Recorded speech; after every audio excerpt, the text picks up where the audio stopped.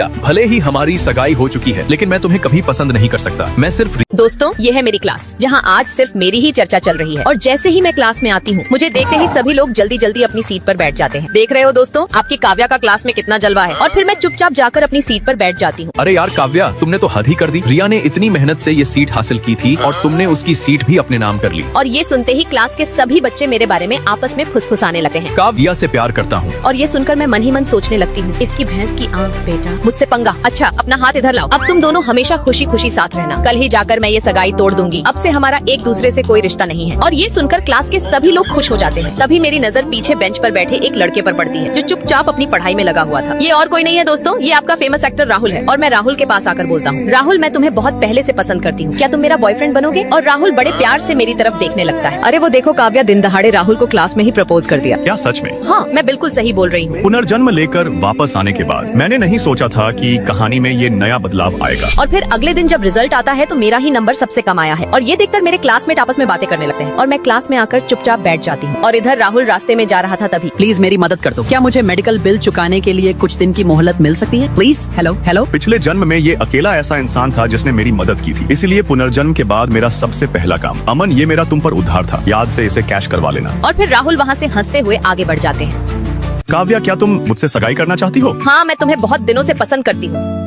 पर क्यों? मेरे जैसे नाजायज बेटे की घर में कोई इज्जत नहीं है। फिर मैं मन ही मन सोचती हूँ, अरे यार, मैं इसे कैसे बताऊँ कि मैंने इसे खुद ही पसंद किया है। देखो राहुल, तुम मुझसे सगाई कर लो, तुम्हें इज्जत मिलने लगेगी। और फिर राहुल मन ही मन सोचता है, अरे यार, इसे मैं कैसे समझाऊं कि मेरे घर वाले मुझे एकदम नालायक समझते हैं। पता नहीं ये रिश्ता मानेंगे या नहीं। अच्छा, तो फिर तुम आखिर मुझसे क्या चाहती हो? क्या बात कर रहे हो? 30%? ये नामुमकिन है। पापा, ब्रांच कंपनी के शेयर दादाजी ने मेरे लिए छोड़े थे, मैं बस अपना हक वापस मांग रहा हूँ। अच्छा, जब तुम पहली बार इस घर में आए थे तब तो तुम कहते थे कि तुम्हें किसी चीज से कोई फर्क नहीं पड़ता, लेकिन आखिरकार अब तुम्हारा असली चेहरा सामने आ ही गया ना। लेकिन एसिटी प्रोजेक्ट का फंड तो अभी तक बैंक ने पास नहीं किया है ना।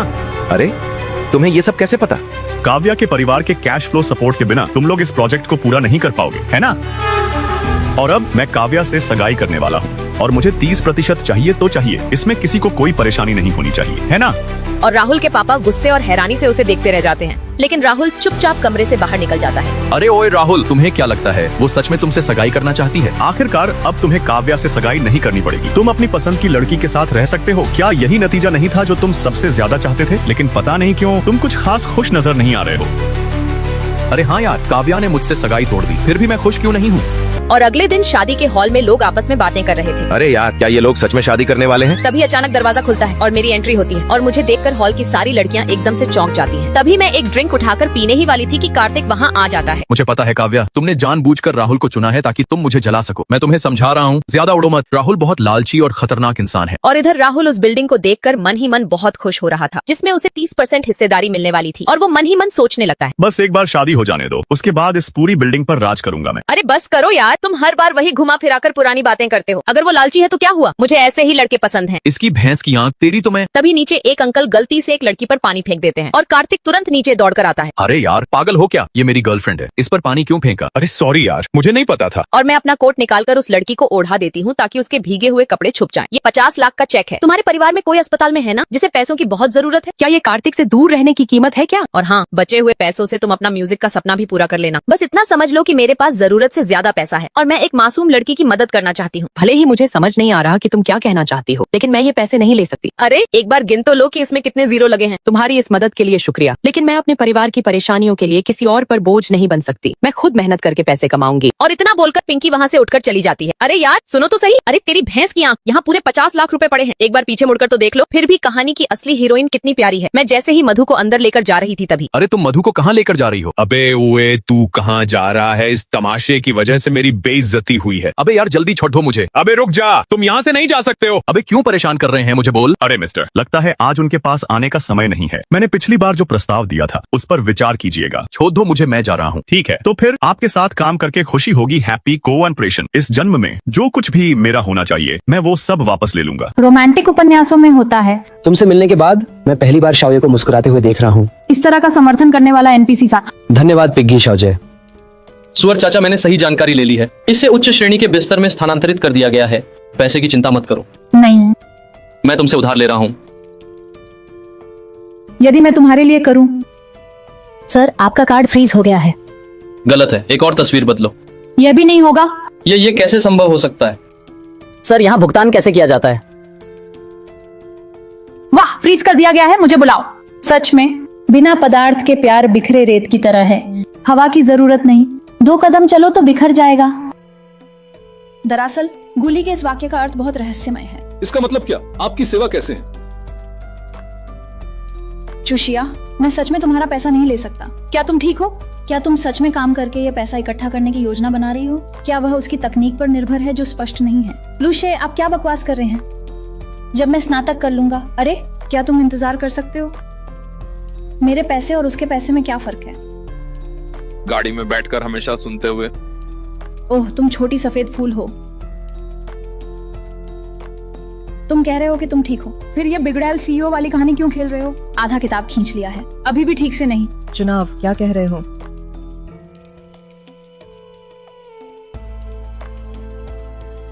आपने क्या कहा मेरे प्रबंधक? आपका कार्यालय साफ कर देते हैं। ठीक है, समझ गया। ताऊ शाओ, ये अजीब है। अचानक बताया कि मुझे प्रबंधक को शिष्य देना है। हो गया, शिष्य खत्म। उपन्यास में वस्तु पुरुषों का मनोविज्ञान है। यहाँ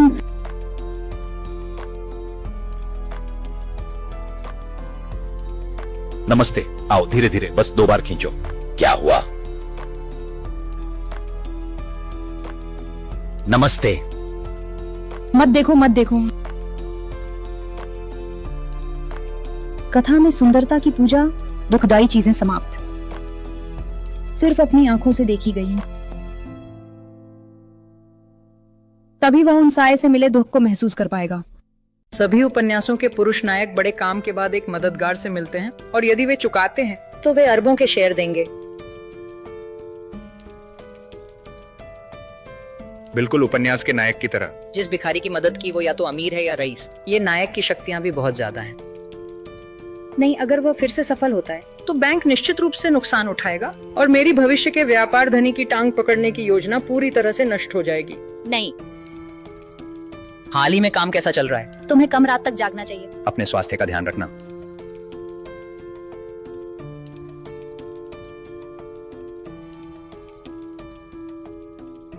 अरे, मेरे पास तुम्हारी मदद के लिए कुछ नहीं है। इस कार्ड में 8 करोड़ है, इसमें 50 लाख है आपात स्थिति के लिए।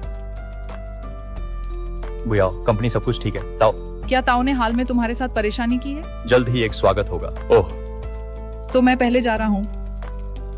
कोई बात नहीं, कोई बात नहीं, तुम उसे टूटने मत देना। गर्मी के पहले दिन आपकी मदद के लिए बहुत बहुत धन्यवाद। काम? पहले मैंने तुम्हें गलत समझा, परिवार के कारणों को नजरअंदाज करते हुए। दरअसल मुझे तुमसे इतनी नफरत नहीं है। ये बुरा नहीं है, लेकिन उस लहजे में थोड़ी सी प्रेम भावना क्यों है? क्यों सभी नायक को नकारात्मक नायिका से जुड़े रहना चाहिए? ये मेरी मंगेतर है। तुम क्या करना चाहते हो? तुम मत भूलो, 1 महीने पहले वह मेरा था। रुको, वह आ रहा है, जल्दी करो। देखते हैं तुम कैसे खत्म करोगे। किसी तरह ऐसा मेरे साथ। सुअर कैसे आया? सीधे बैठो, नहीं तो मैं तुम्हें चाकू भेज दूंगा। ये क्या भद्दा दृश्य है। बचाओ।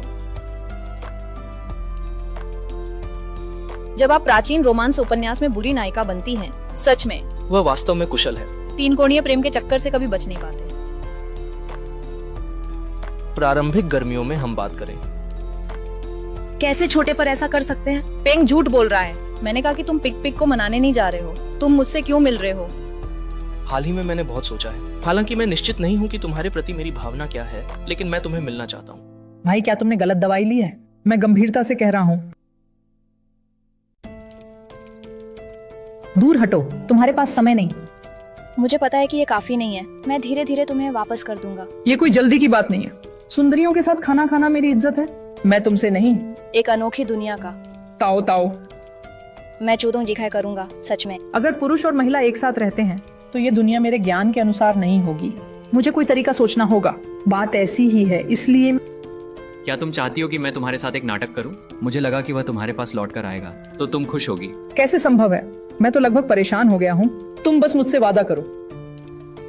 ठीक है। तुम मुझे कैसे खेलने के लिए कहना चाहते हो? मैंने तुम्हें कहा था कि यंग परिवार से मत भिड़ो। अब समस्या हो गई है। क्या तुम संतुष्ट हो? अरे पिता, क्या हुआ? हाउ जियोक्सिया। क्या मेरी मशीन के दखल देने के कारण उपन्यास में सब कुछ पहले ही हो चुका है, जिसमें मेरा परिवार भी शामिल है। नहीं, मुझे बाहर जाना है। चुशिया के घर की दिवालिया, वह जेन पे मिन्नत करने आया, लेकिन लावे ने उसे रोक दिया। 2 सालों की तैयारी के बाद वह कैसे आया? क्या आप सुरक्षित तरीके से अपना नाम बता सकते हैं? तो आपका और चोक्सिया का विवाह प्रस्ताव। अब मेरे लिए प्रारंभिक ग्रीष्मकाल का कोई मूल्य नहीं है। टिड्डा बिच्छू, पीले चिड़िया कहाँ है? साहब, शुरूशा के पास आपसे मिलना चाहती है। नहीं देखा। सुना है कि आज मास्टर बैंक के छोटे बाबू से मदद मांगने गए हैं। वह तो मिलने भी नहीं आया। अरे मिस, आपको कितनी दुखी होना चाहिए।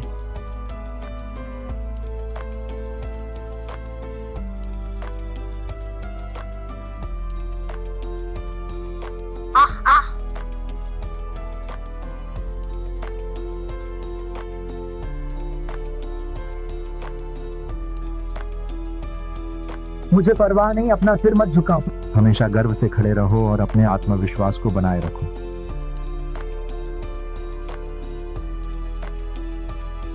मुझे बुलाया गया और फिर अचानक इनकार कर दिया गया। केवल इस तरह वे मुझ पर सतर्कता कम कर सकते हैं, तभी मैं कार्रवाई कर सकता हूँ। मैं जानता था कि तुम आखिरकार आओगे। तुम मेरी मंगेतर हो, मैं तुम्हारी परवाह कैसे नहीं कर सकता।